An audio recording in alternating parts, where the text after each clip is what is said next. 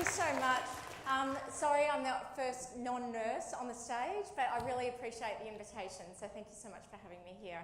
And to the speakers before me, like, hats off to you. I've got big shoes to fill now.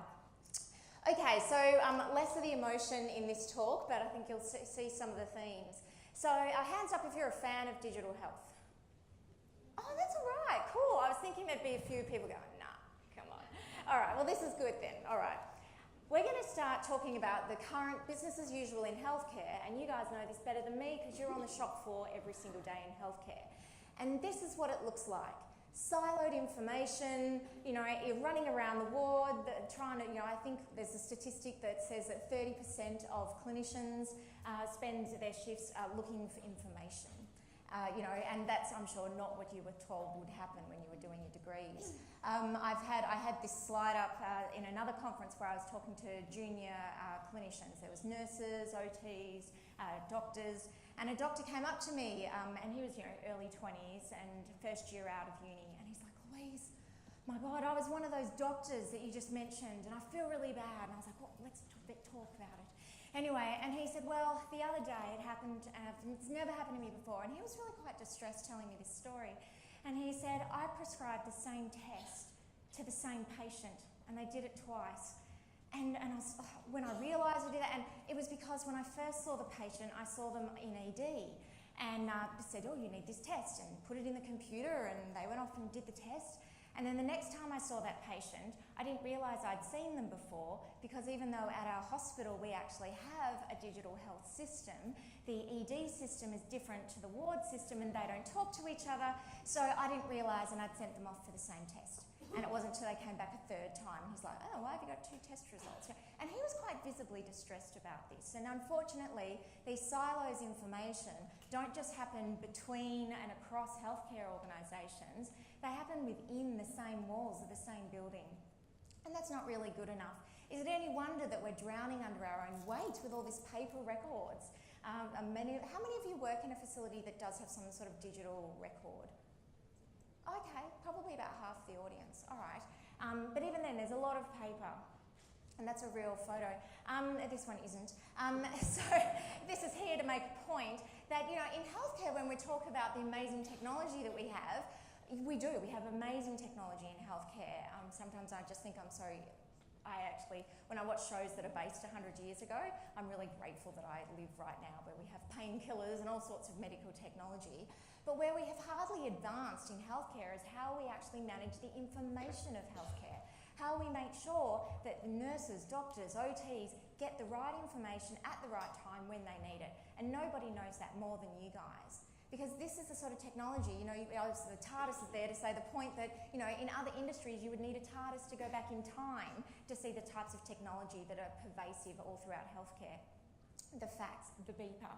I actually have a whole theory, a conspiracy theory given, but the reason we haven't advanced further in digital health is actually because of the fax companies, and they know they're going to be out of business if healthcare actually stops the faxing. So let's keep the fax companies alive, shall we? Okay, and we all know this stuff as well. What's the big challenge facing healthcare? This has not been news to any of you. Healthcare is unsustainable. That's right, everybody agrees. The OECD, the Grattan Institute, spending on healthcare by government as a percentage of GDP will nearly double by 2050. We don't have any money to afford this stuff. Healthcare is unsustainable. Everybody agrees without doubt. There's statistics that show that as well. It's not just opinions. We're spending more and more. The Americans like to outdo us on everything, so they spend even more. But the important thing with those things is that it's a trend line. It's going up. We have to do more with less, don't we? You've all heard that. You don't like it, but that's what we're told all the time. Last year, these were some headlines that I grabbed. Four Corners did a report, Norman Swan did a report on Four Corners about all the wastage, the duplication that happens in healthcare, and also the things like the tests that we don't need to order at all, and the procedures that we do in healthcare that actually harm patients. One, not necessary. Two, could actually cause harm. We know this is the case. It doesn't get talked about as often as it should, and we don't have really good systems talking about organisational culture and governance that actually help us manage this, but we know we can do better and we should. Well, what would the situation be like if we can do that? if we can manage the information of healthcare better, if we can stop the duplication and the wastage. We know that medical error is the third leading cause of death. And this is astounding. This was from the British Medical Journal a few months ago. And of course, those of you who work in the field where you see the reports that are written, the death certificates that get written out, I believe there's not a code to say we stuffed up. There isn't a code that says that, although it happens so often that it is the third leading cause of death. So what about if we thought about this for a time? What about if we say, you know what, we can have absolutely all the healthcare we want and need if only we organise it properly. If only we can stop the wastage, stop the duplication, have better systems, better culture systems, better IT systems, better governance. And this is challenging, I give you that, it's not easy. But if we can do this, then we don't have to worry about doing more with less. We can actually do what we need to do as much as we need to do and have better patient outcomes and better staff clinical experience as well. We certainly can and we must do better. So I'm a health informatician. Anyone here a nurse informatician? I know there's a couple. I saw Evelyn in the audience, and hello, I don't know you, but thanks for putting your hand up. So look, health informatics and nursing informatics, nurses are the specialists that specialise in informatics. And what health informatics is all about, and if you're a geek, you might recognise the babblefish. So I like to say we're the babblefish of the healthcare world. And if you're not a geek and that reference goes over your head, don't worry, ask someone else who knows Hitchhiker's Guide to the Galaxy. But anyway, what health informatics is all about is we understand the clinical side of things. So you've got your nurses who understand absolutely everything there is to know about nursing, but they also know about IT. They know about information systems, about digital health. They know about management and governance. It's actually a really broad skill set, and I'd encourage more of you to look at nursing informatics as well. But this is what I do, and as an occupational therapist, I saw how poor the healthcare system operated, the massive amounts of paper files, and I remember thinking in my first year when I saw these paper files, and I just couldn't believe it was true. I thought it must just be this hospital, and then I went to another facility, and it was the same, and I thought, God, you have to be a really crappy OT to kill someone. But what about nurses and doctors who make life and death decisions every day? Often they've only got seconds or minutes to make that, and we're still giving them this crap systems where they're supposed to know everything that they need to know to make the right decision, and it's buried in a paper file somewhere, maybe. Like, that's not good enough, and hence why I took a direction the way that I did. Because as nurses, you know just as much as I do that information is not an adjunct to care, it is care. We can't provide the best patient experience, the best patient outcome, without the right information in your hands when you need it, in the right format. You don't want to, there's no point having a digital system that you still can't find anything through, or it doesn't make sense to you. But this is critical. And I'm pleased to say as well that I've been in discussions with the College of Nursing, and we're looking at putting together a joint position statement on nursing informatics for Australia. So stay tuned on that. And if you want to get involved, yes, please do. We'd love to get you involved in that. And this is an example. My friend Leonie lent me this slide. So this is just to show a point of how things have advanced. So this is the Royal Children's Hospital. So at the top you see the building has advanced over the years. It's basically a campus now. In the surgery and the theatre wards, we've got more and more technology. There are even computer screens in there. But the anaesthetic notes at the bottom there are completely illegible, just like they were 100 years ago. And we haven't changed them. And you're all laughing because probably a lot of you look at that crap every day and have to try and decipher it or contribute to it. We can do better than that. And Terry Hannon, who's an informatician friend of mine and been around for a long time, and I won't worry about the full quote, but Terry said this, and I asked him if I could create a slide out of it. I thought it was very powerful. And he said, look, physicians have this false belief that they're practicing effective clinical medicine, but they're not. And why are we not, as clinicians, practicing the best medicine we can? And that is, as I've been saying, because the systems aren't set up the best way that they can be to maximise your efficiency and effectiveness as a clinician. And we can do better than that. But this digital health stuff is pretty difficult. If you can't see that, he says, now this, he's pointing to the mess, and he says this is where the new EHR gets a little complicated. And that's just EHRs, you know, and of course these things are complicated, but that doesn't mean we should give up or not try or not succeed. I've put this slide there, really, I figure you'll get the reference. This is a really fantastic, very short piece in the Medical Journal of Australia that Enrico Cuera wrote a couple of years ago. And he talks about why e-health is so hard, and it's a really good piece. I'd encourage you to have a look at it. And effectively, he's saying that quite often what happens is, regardless of budgets or whatever, they're seen as IT projects, you know, and you might have a nurse involved, if you're lucky, and they'll be the clinical change champion, but are they going to be involved when the decision is being made about how to progress, what we should do? What we really shouldn't be doing is starting with, well, what problems do we have? What needs to be solved here? And then what is the best way of solving them? You know, and maybe technology's got a place, maybe it doesn't. But if it does, then we have to make sure we get the best technology available. Because unfortunately, technology isn't the panacea, despite what I do for a living, and everyone thinks, oh, and I am a fan of technology, but it isn't unfortunately the panacea. So if your boss says, don't worry, everything's going to be cool, I bought this new IT system, it's going to, you know, we'll have training next week, yeah, be concerned if they think that that's what's going to solve all of your problems. And looking at the future of healthcare, it is super exciting because, you know, like you need your dishwasher breaks. And you go online and you're looking for a dishwasher, trying to get the best price, and find out what the best dishwasher is. And how long does it take before every single website you go to starts advertising dishwashers to you? Like, it's almost immediate, isn't it? I mean, it's amazing, that technology. Imagine if we can have healthcare information in real time, where you as clinicians get access to real-time data. Now, that has to be organised well, given. More complicated than buying a dishwasher. But that's where the future of healthcare is heading to. And when we do that as well, we will actually see a more democratisation of healthcare.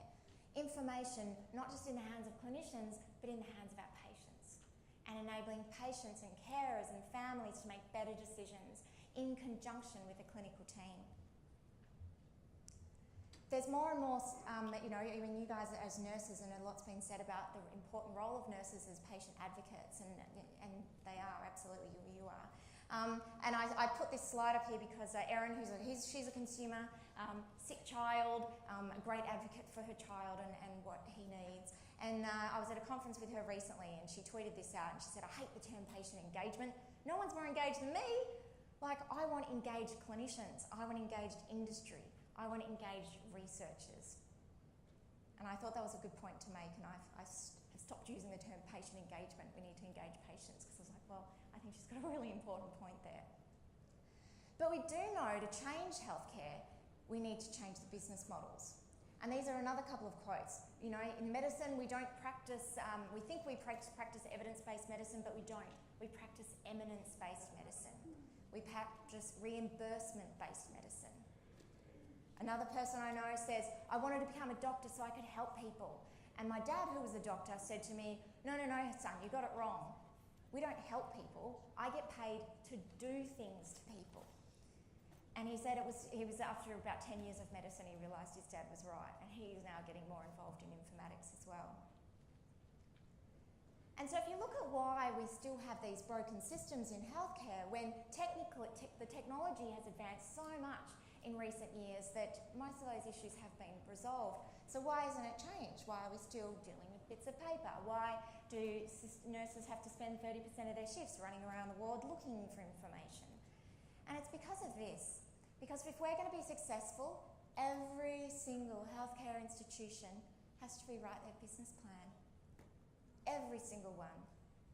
And we've seen what's happened recently when the government has on multiple occasions, and I think they've still got one thing they're trying to do with changing Medicare.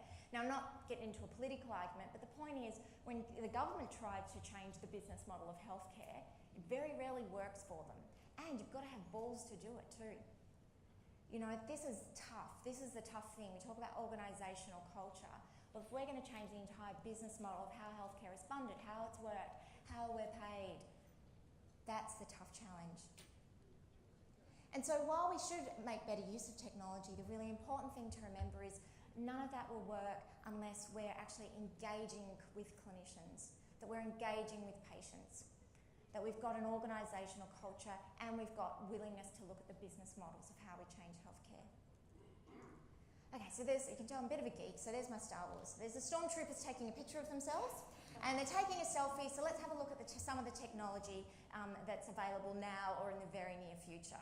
So the Internet of Things, who's heard of that? Okay, a couple of people. All right, so the Internet of Things, okay, who watches Downton Abbey? Okay, a few more hands, not as many as I thought, but okay then. All right, so look, Downton Abbey, set like, I don't know, the start of the 1900s in a big castle. And what's important is in that show, they invent electricity. It's the time, and the kitchen people downstairs, they get electricity, that's amazing. And then they get a toaster. And the kitchen staff are like, I don't know, I'm not trusting that thing, you know. Like, there was a real, and you think about it at the time, like we think that's ridiculous now, it's quite funny. Like, why would you go to the trouble of lighting a fire in your house to cook toast when you can plug an instrument that still to this day, they don't work so well, do they? But, you know, they're better than lighting a fire in your house, we would all agree. Well, when your children are our age and older, they will be looking at the fact that we used to have devices that were, yes, they were electrically charged, but they didn't connect to anything. That your fridge is just this standalone device, that your watch is a standalone device, those socks that you wear they're just to keep your feet warm and to get the sweat off. Like, because so many more things will become, that's what the Internet of Things, this is about connecting all sorts of devices, and not just electrical appliances, but things like socks. And you might think, well, that's weird, and we're doing a Q&A, so we can talk about that if you're interested. But once we connect all sorts of devices, whether you think that's a good thing or not, it has massive, massive, massive clinical impacts. Because within 5 years, maybe 10, we'll see how healthcare's always a little bit slow to get on these journeys, but it won't be too long, and most of you will all be in the workforce then, looking out, sorry, but unless you win lotto, you're all probably still going to be in the workforce in 5 or 10 years' time.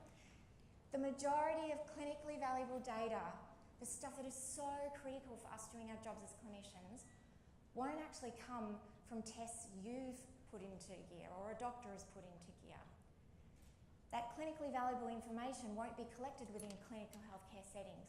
It'll be collected elsewhere by all sorts of sensors and devices. And once that happens, wow, that's really going to change things. And considering this technology is so close, again, you know, don't need a show of hands, but how many hospitals, aged care facilities and the like, primary care facilities, have actually factored into their business plans this? When this happens, how do they take advantage of this? How do we make sure that our clinicians are involved in this? You know, no one likes when patients show up with Dr. Google. Well, this is going to make that worse if we don't get involved and work with patients. I mentioned the smart socks. So there's a smart vest. You can buy that now, and it measures all those sorts of things. The socks are still in development, and you think, well, okay, why would I need a smart sock? Well, the idea is that your sock looks and feels just like and acts like a normal sock, but, you know, it's got electrical fibres in it. And if you think about two different groups of patients, the elite athlete, who there's so much time and energy spent on that elite athlete's gait, because milliseconds in improvement can mean the difference between becoming the world's champion and beating Bolt, or just being second, and who knows whose second is. And then you've got your elderly client who, through functional changes with ageing, experiences decline in their gait, has a fall, and we all know how bad that is and what happens after a person has a fall. Well, what about if both of those people are wearing these smart socks and there are smart computer algorithms measuring changes in gait? So they know what the baseline is for that person, and they know before the human eye or before us would even feel it ourselves when there are slight changes. And if you had that information available to you as a treating clinician, what power is in that? What you could do for both of those people. This is a device, this is a Melbourne company, CliniCloud. They've invented the world's first digital thermometer and stethoscope. Who are they marketing this to? It's medical grade, but who are they marketing it to? Yep, parents, people at home. So we're talking about medical grade equipment available now. I think you can buy this at Best Buys in America, but here you have to get it on the internet. That's where the future is. I'm going to skip through a couple of things. Precision medicine, once we've got our genome, so within a few years' time, it'll be, to get the swab done, it'll be the cost of a pizza. So everybody will get that done. And when you can combine your DNA, the specifics of your genome, with artificial intelligence and all of that information at your fingertips as clinicians, how powerful that is going to be. Instead of all the guesswork that needs to get done about getting the dosage right of medication, we will be able to know instantly, oh, based on your genetic profile and the contextual factors that I've had a chat to you about, this is the right dosage for you. So there's lots of changes with technology, and I think I'm running out of time, so I will wrap up there, but you'll get a few more slides in the end, and thank you very much for your time today, everyone.